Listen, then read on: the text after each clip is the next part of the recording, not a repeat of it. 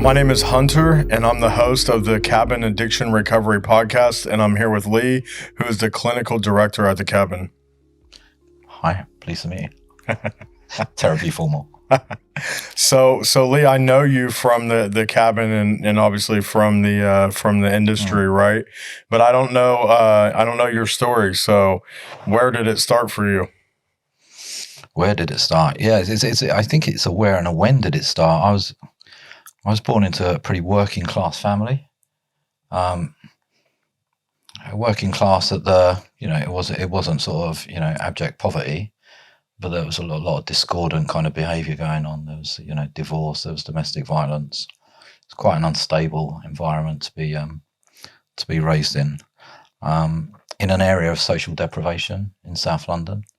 And I think, for me, we're working at the Cabin. One of the things that we find is that, a lot of what manifests in people's adulthood starts way back, way back, even before people learn to speak. I think they're subjected to things that shape them. Yeah. And I think for me, what shaped the later events in my life had their origins during that time. Yeah. So so South London, born and raised there, wasn't an easy childhood. Like I say, episodes of domestic violence in the house, divorces, growing up socially deprived areas, and comprehensive schooling, which is kind of a whole gauntlet to run when you're young. Schools in comprehensive schools in London, South London, deprived areas. Some of them just hardcore. Yeah. Hardcore, and just getting through that it kind of tests your mettle in terms of what shapes you. What area of South London? So I lived in Camberwell, but was schooled in Peckham. Oh, okay. And back then, Peckham was rough. Yeah. It was a rough area, So there was that area. You had Peckham, Camberwell, Brixton, and Walworth. They weren't good areas for young people to grow up in. There was a lot of deprivation and lots of gangs. Shabby estates. Where lots of dangerous people lived and stuff went on. So it's quite difficult. And being socialised into that environment, I think you become desensitised to it. Right. In fact, I was saying to a friend earlier that actually it was only when I moved out of London that I realised that, Christ, I've been running on fight or flight for years. Yeah. But you just get used to it. You walk into a pub with your friends on a Friday night and you pick up signals straight away that something's going to happen in here tonight. Yeah. You don't know what it is, and you can't predict it, but you just feel... Yeah, you become quite sensitive to stuff like that, don't you? Yeah. Right, but at the same time, you live amongst it for so long that you just kind of, you're tuned into it. Yeah. But you know when not to walk down a certain road or when to cross over or... Right. And that tells a story, doesn't it? We call it street smarts or, vibes. Kind of, well, whatever you call it, but really what it is it's it's your nervous system, it's your amygdala. It's that fight or flight thing saying, okay, this is something's not right. Something's not right. Yeah. Okay. So for you, I'm assuming growing up in an environment like that, I mean, I grew up in an environment that, poor, not my family. My family was stable, but, I'm from a place in America that's known as, one of the most obese, one of the most poor, one of the most drug addicted, highest overdose rates, all of these things. And for me, I started to use at a young age. So for you, when did things go that way for you? Yeah, it was early teens. I can remember stealing cigarettes from my mum. Yep.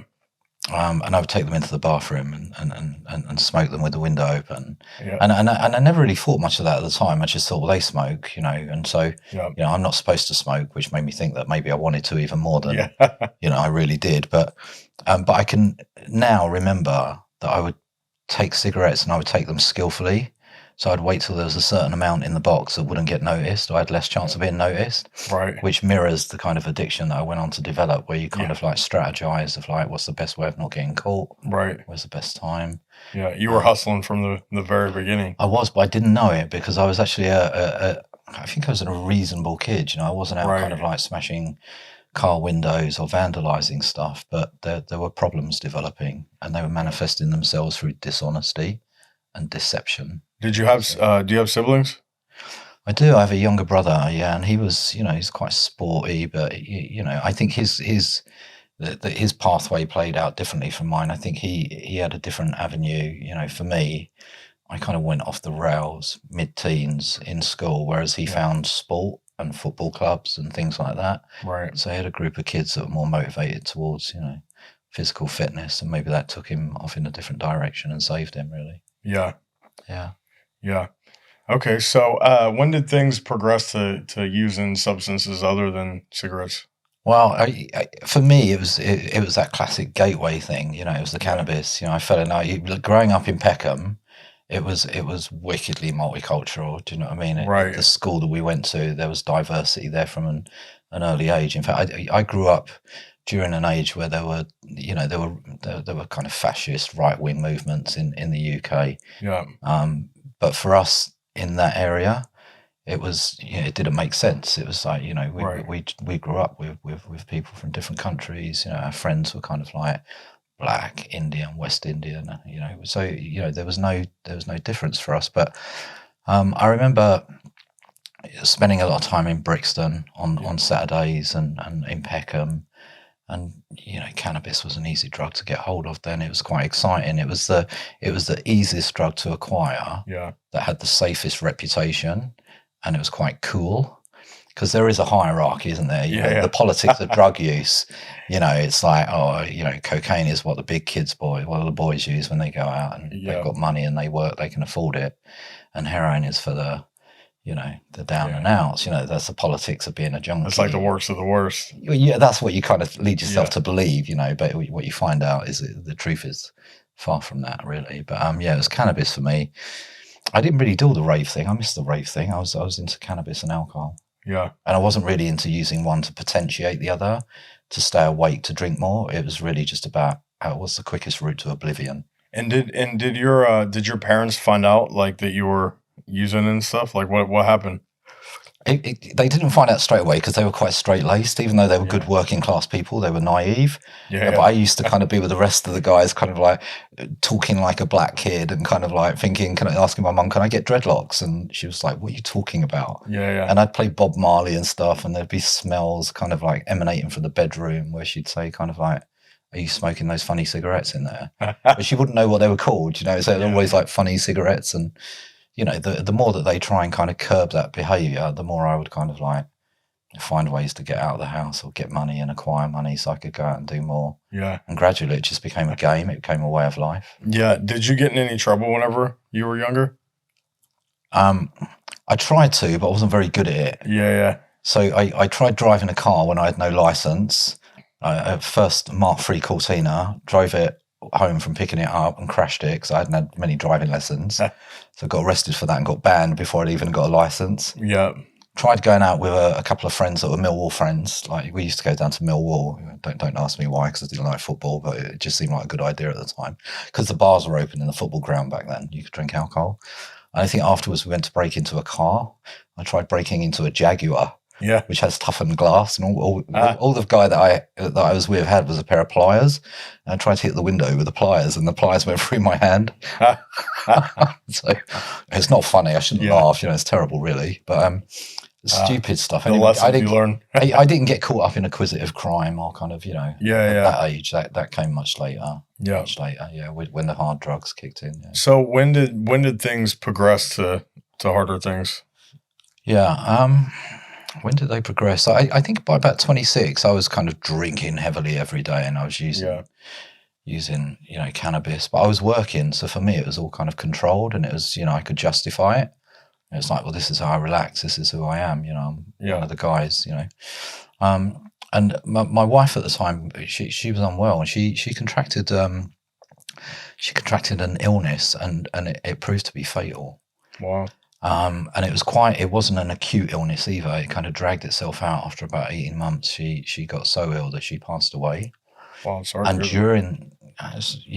took me a while to get past that. It's a year of my life that I don't remember much about. And I can't recall whether it was a year I can't remember because I was depressed and went off the rails, or whether I was just so hammered. Or trauma too. I mean, trauma from that, Yeah, but because I have very little recollection of that year, I think probably my drinking went off the scale. Yeah. And I think my drug use went off the scale.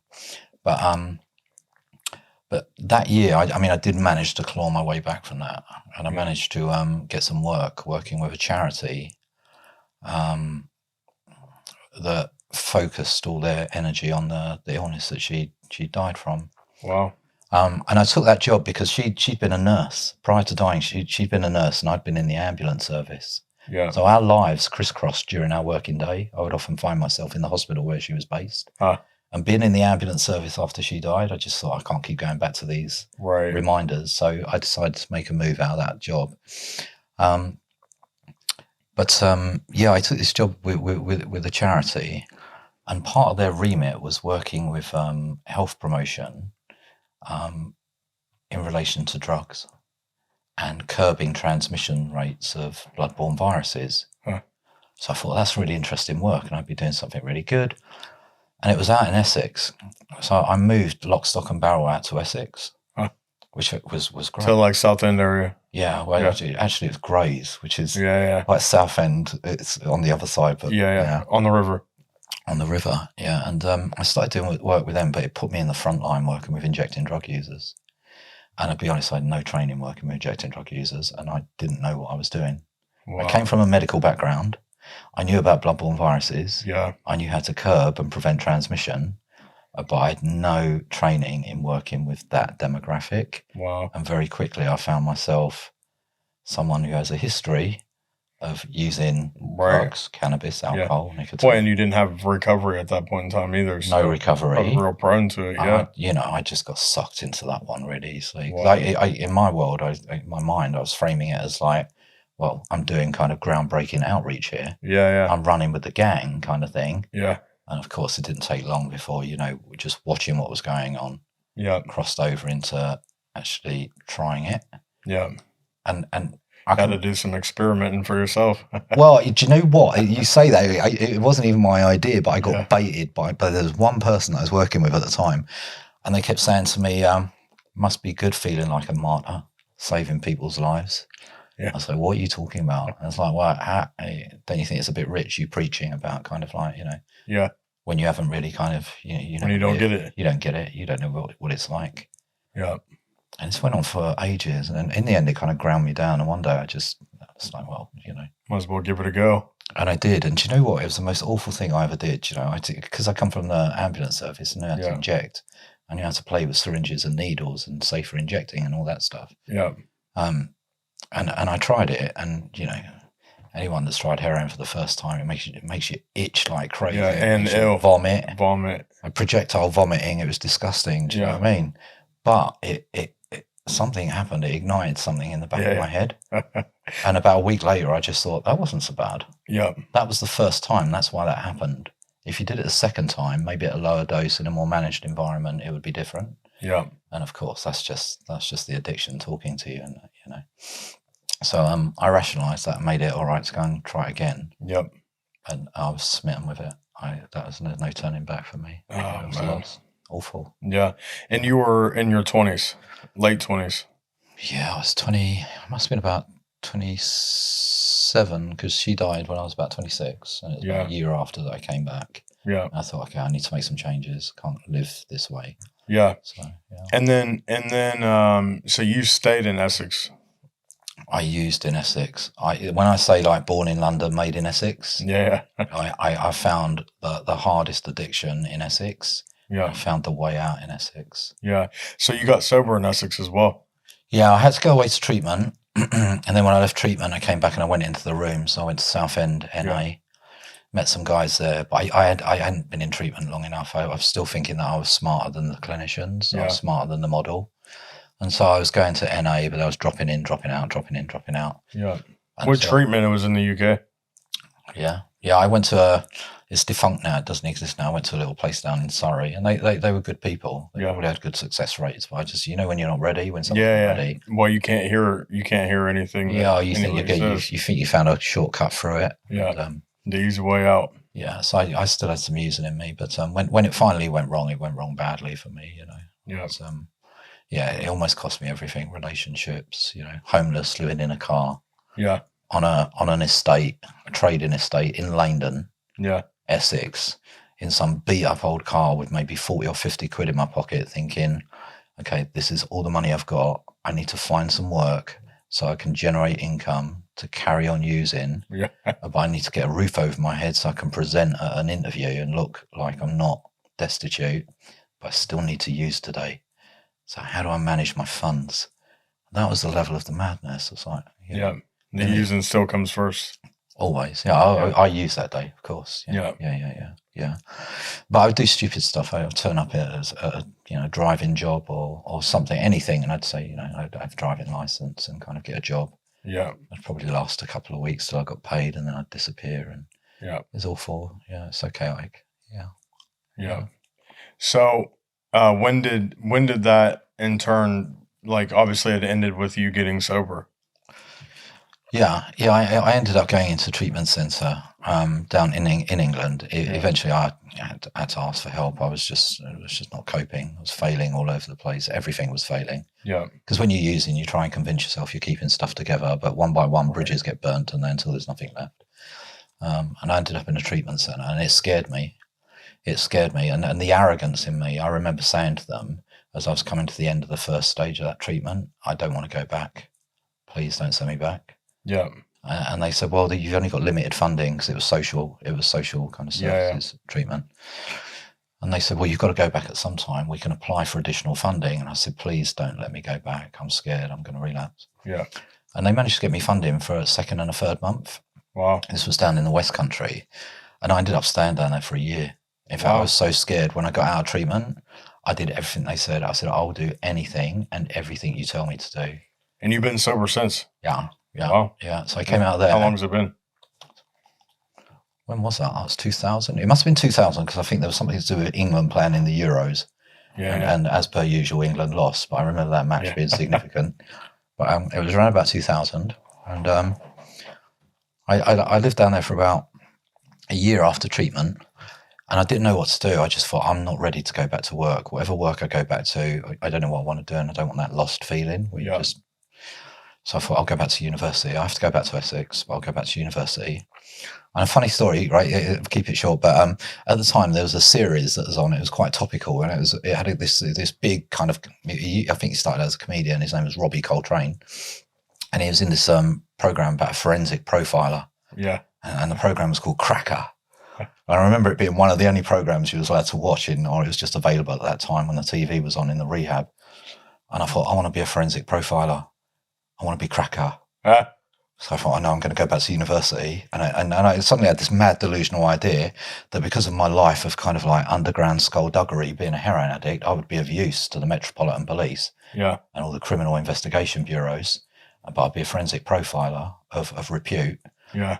And so when I got out of university, I went back to Essex and I signed up for a behavioural science course, which is like one of the ones that you need to do profiling. Yeah. It's like akin to forensic psychology.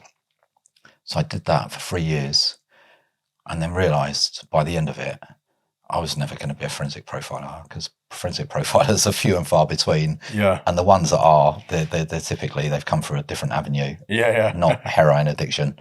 So I didn't know what to do, so I stayed at university. I was scared to leave university. A lot of fear in this story, isn't there? A lot of fear. So I stayed at university because I just didn't know what else to do. And there comes a point when you're at university, it just feels like everything's like just out there in front of you, but you don't see an end to it. It just seems like an endless journey of academia. Right. And I stayed there for so long that I got to a tipping point where I started accumulating all the kind of like benchmarks and the bells and the ribbons. Yeah. Until in the end, they said, you've run out of courses to do, you're now qualified.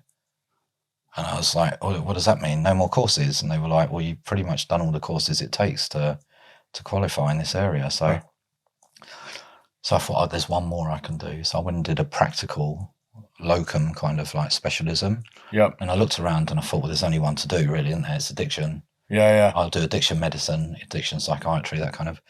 So I went off down to the University of Bath and did that for a year. Yeah. But lo and behold, at the end of that course, they gave you a job. You had to do a clinical placement. Yeah. And 9 times out of 10 at the end of the placement, the people that you were in placement with would offer you a job. Huh. And so I ended up working. That was my way out of academia. I ended up doing the wrong degree that actually gave me a job. Yeah. So there was no way back to studying. But yeah. So my first job was at a place called the Priory. Yeah. Quite a famous mentor. mental health provider in England. Did just under a year there. And then I didn't want to work in England. I just thought England is I don't want to hear English people talking about English stories about addiction in England. It just all felt too close. And I noticed that some people from the Priory reported working overseas. So I looked around, and there was a place. I saw an advert for a place in Thailand called the Cabin, and I thought that just sounds so mysterious, so exotic. The Cabin. What is the Cabin? I looked at the pictures, and I was like, oh my god, I didn't know such places existed. So I asked them if they had a job, and they said, no job for psychologists. We've got psychologists at the moment. So I thought, I need to get near that place. I need to be in its orbit for when a job becomes available. Yeah. So I took a job down in the islands of Koh Samui, which sounds very grandiose, but it really was as simple as just looking online for a job overseas. And there was a vacancy, and I rang them up, and it just so happened that week. What kind of job was it? They wanted a program lead, which was probably above the pay grade of someone just out of university and qualified. Normally program leads have a few hundred hours in the seat. Right. But this place, their clinical lead had just relapsed. Oh, man. And there was a caseload of people in treatment that needed it. Yeah, so I was kind of like, what's the protocol? Do I need to go for an interview? Do I need to kind of go for a selection process? And they said, when can you get here? And I was like, oh my God, this is like a gift. Do you know what I mean? They need me, and I need to get, I need to get out of England. I need to get out of Dodge. Probably said, as soon as you buy me a ticket, I'll be there. I paid for my own ticket. I went straight there. They met me at the airport. I was in group the next day. Wow. It was that quick. It was bonkers. Jet lagged and everything. But I tell you what, this place, it was stunning. It was on top of a hillside in the south of Koh Samui, overlooking an archipelago of islands. Oh, wow. And the villa, in it, because it was a villa, it was a big villa, 10-bed villa.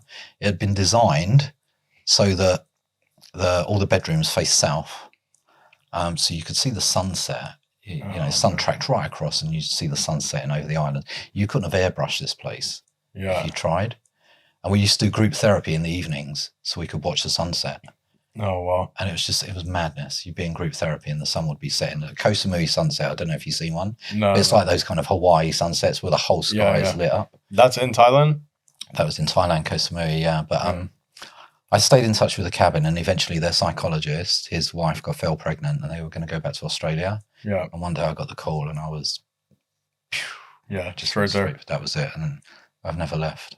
Yeah. I walked through those gates of the Cabin. There was something magical back then, because Cabin's moved sites a couple of times.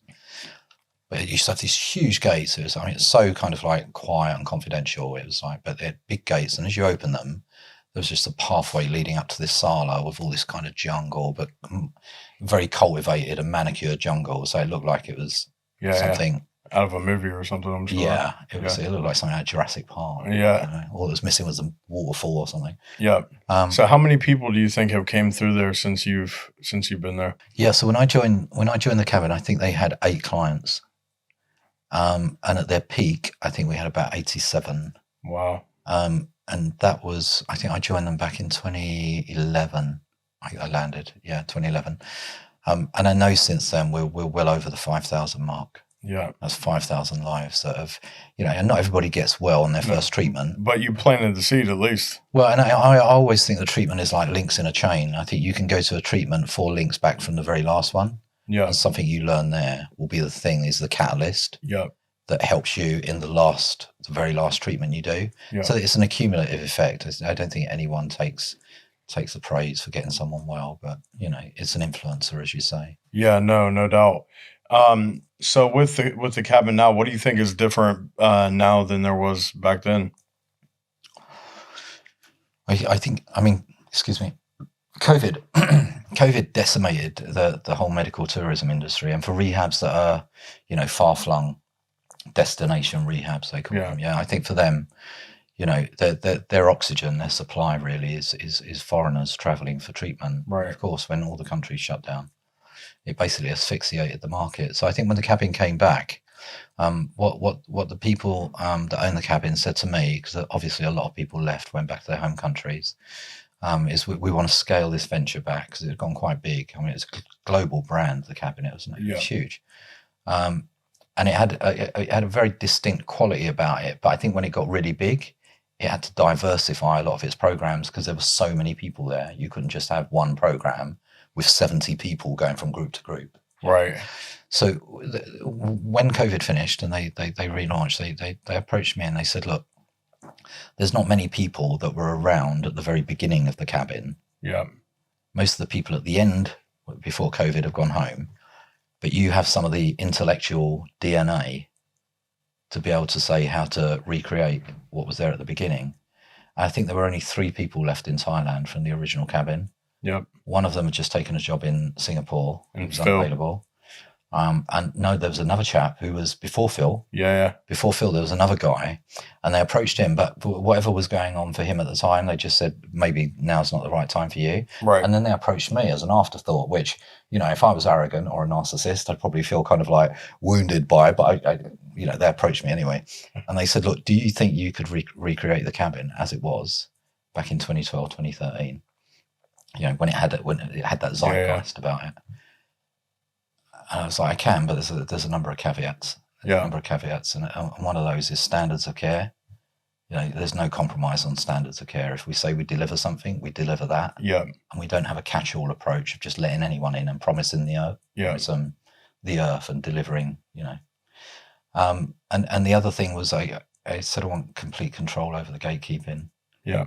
You know, that if we don't think someone's right, then we signpost them to the more appropriate service rather than trying to put a square peg into a round hole. Yeah. Because I think that's disruptive to other people's treatment. Yeah, no doubt. Well, and that's what I was talking to Sudi, and, you know, that's one of the things that matter whenever I meet with a facility. You know, I see that they don't just grab everybody that they can, and it's like a financial thing and a money grab and all of that. And it's about protecting the ethos and the culture or whatever you want to call it, you know? Yeah. And I think, you know, you want what's best for that client that's in front of you, but you've also got a duty of care to the other 15 or 20 that are behind you in the clinic trying to get well. And it's not fair to them if you just, you know, if money is the main driver. Yeah. So they were very gracious and said, listen, we defer to your wisdom. Whatever you say do, we'll do. Yeah. And I think that's the main difference. I think program wise, we've brought back the old program. Yeah. Which was, you know, it was the program that the cabin founded itself on. Yeah. It's been brought up to date, so it's a bit more trauma informed, but we don't promise, you know, this program can cure everything. You know, we're very cautious in terms of how we deliver it and what we deliver. Of course. But I don't know. I feel like the cabin's got that. It's got that buzz about it. In fact, I spoke to someone today, and I was like, "What's your take on the cabin? You know, it's been around a long time. What do the words the cabin mean to you?" And this was like a big name in the substance use recovery sector. And he said, when I think of the words the cabin, I get a warm zhuzhy feeling. Yeah. I was like, zhuzhy, I like that. Yeah, there you go. So I think it's become a bit of an institution. It's a good thing. It's a strong brand, but I think people care for it. Yeah. Yeah, no, it is. Yeah. It is. So I've got 2 questions. If you had one piece of wisdom or advice for somebody that was suffering from substance abuse issues or mental health or any of that, what would your direction be for them? Well, I don't know that I'm big on wisdom. You're an OG, man. You got 23 years of sobriety. Yeah, but I think a lot of that, right? When I think about addiction, it's easy once you've got the safety of some distance. Yeah. That you can look back at and you think, I know I don't ever want to go back to that. But I always think pain is, you know, it's very difficult to quantify pain. You can never remember it. You know, when you had a toothache when you was 9, if I asked you to remember that pain now, you wouldn't be able to remember it. You can imagine it, but you can remember it. And I think the pain of an addiction is immeasurably hard to overcome. When you're in that addiction, it's like the fear of life without the thing that's killing you is immense, but the fear of living with the thing as well. And so I think for me, and I found this the hardest thing, was that initial asking for help, that admission. You know, and people try and tell us in so many ways something's not right, or you're doing stuff and it's hurting everyone, and a lot of the time it's accusatory. You know, when people come at us and say, you know, your problem is, you know, it's hurting everyone, it's fucking things up. I think for me, the I don't know if it's wisdom. I'd say that reaching out and asking for help. Anyone ask for anyone's help, but just ask for help. Yeah. Because I think even by hearing yourself ask for help, you give yourself permission. You're like accepting. You're acceptance. Something's happened. Yeah. You may not be asking the right person in that moment, but just ask, because I think once you've done that, you've broken through that barrier. Yeah. And Yeah. asking for help is key. Of course. Nobody gets clean when they're sent to treatment, very rarely. Yeah. Unless they have a light bulb moment, but the chances of finding the right facility, right therapist, right group of people, right moment in treatment for a light bulb to go on. Yeah. Most people that come in resistant, they spend most of their time fighting the argument. I think if you can confront the argument by kind of reaching out for help, do it. But it takes some bravery. It takes some balls. That's the first step, isn't it? It's step one. That's why it's there, isn't it? I guess. Yeah. Maybe I'm borrowing on Bill Wilson's wisdom. I just plagiarized Bill Wilson, didn't I? So wrong. No, it's good. That was good. And one last thing. Is there anything that you would change about your past, your addiction? Wow. No, because I was made in Essex. I live and stand by that. Yeah. I live and stand by it. It's made me who I am today. Yep. I think who I am today is the sum of all those parts. Right. It shaped you. 100%, and I wouldn't change that. I've lived so many lives in this life. In fact, some of the lives that I've lived, I look back and they're like chapters at the beginning of a very long book. Yeah. And sometimes I want to reread them.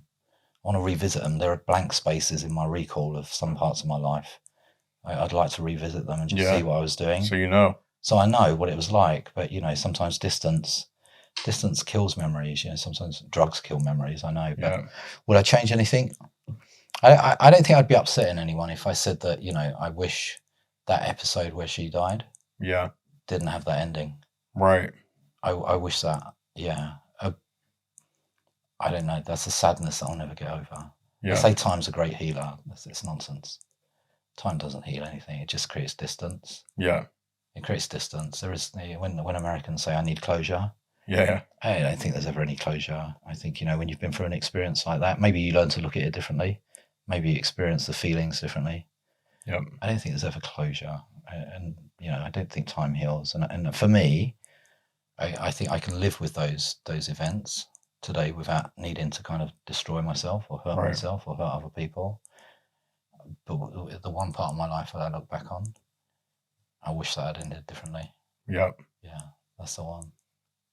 But no, I wouldn't change anything. No. Thanks very much. Yeah. My name is Hunter, and this has been the third episode of the Cabin Addiction Recovery Podcast, where we had a talk with Lee, the clinical director, and it was good. It was good having you, man. It was great. Great story. Great experience. Thanks very much for having me.